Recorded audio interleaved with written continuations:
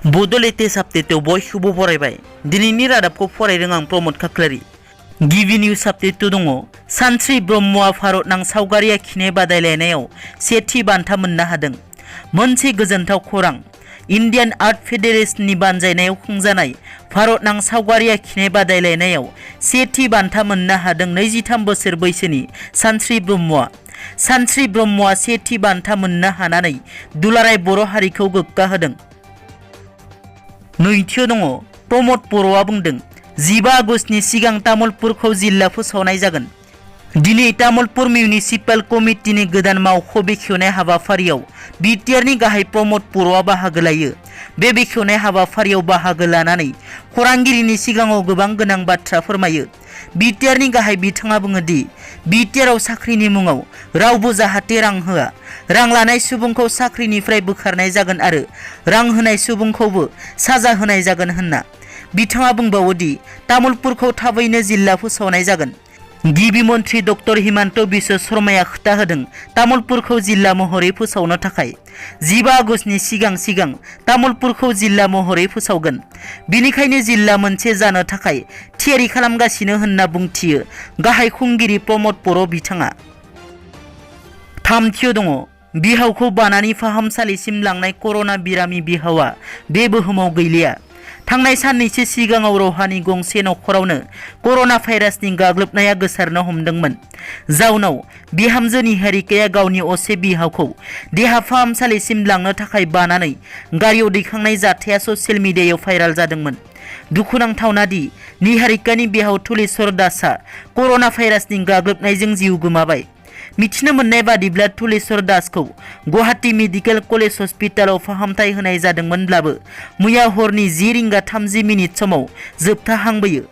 मख'नो गोनांदि बिहावखौ बानानै गारियाव दैखांनाय बिहामजो निहारिका दासखौबो कर'ना टेस्ट खालामनाय जायो।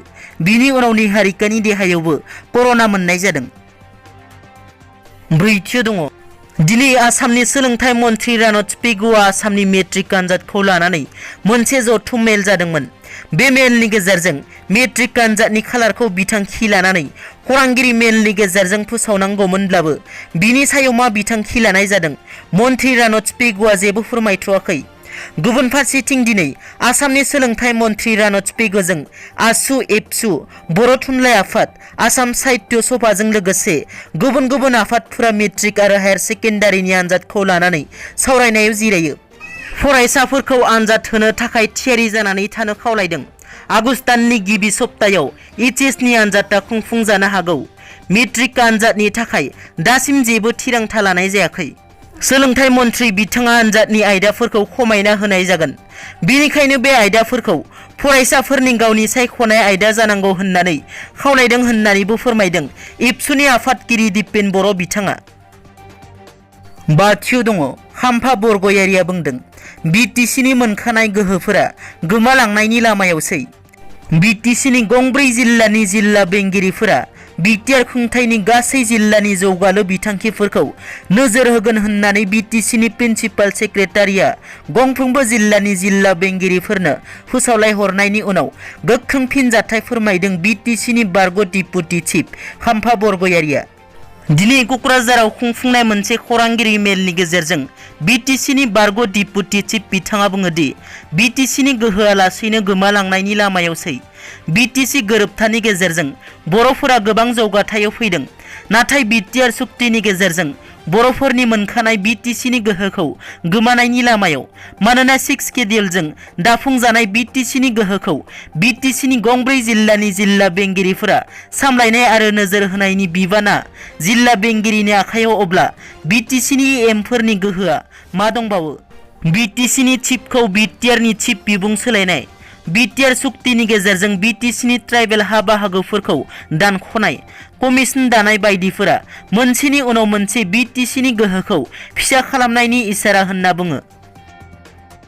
दथियाव दङ।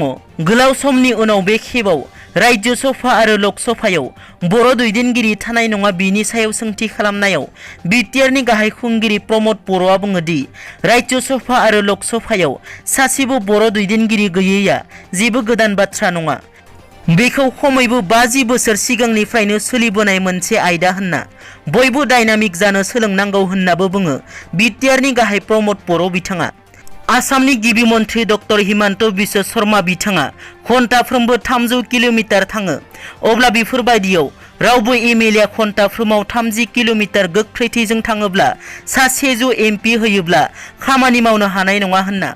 सिगांनि बिपिएफनि बड'लेण्डआ दा गैलिया, जों दा गोजोननि फारसे दावगानो नागिरो होनना बुंथियो गाहाय खुंगिरि प्रमद बर' बिथाङा।